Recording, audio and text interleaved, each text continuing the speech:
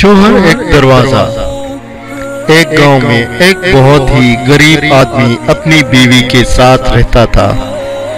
बीवी बहुत फरमाबरदार और नेक थी, मगर उमूमन शिकायत करती थी कि देखो जी, कई साल हो गए, मकान बहुत पुराना हो चुका है, काफी जगहों से मरम्मत की जरूरत है, मगर जानती हूँ हम सब ये नहीं कर सकते, मगर दरवाजा कब काबू होके गिर चुका है और मैं पर्दा लटका के वक्त चला रही हूँ।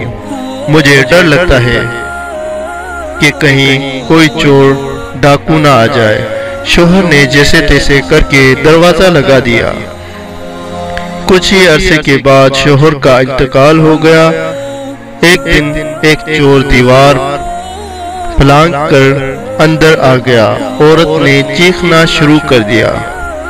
लोग इकट्ठे हो गए। जब उसके चेहरे से नकाब उतारा तो पता चला पड़ोसी था। उस दिन उस औरत को पता चला कि चोर के लिए रुकावट दरवाजा नहीं, शोहर होता है। अल्लाह पाक सबके सुहाग सलामत रखे। आमीन सुम आमीन। सब्सक्राइब करें प्यारा इस्लाम यूट्यूब चैनल को मज़ीद इस्लामिक वीडियोस देखने के लिए। फॉलो करें प्यारा इस्लाम पेज को मज़ीद इस्लामिक वीडियोस देखने के लिए।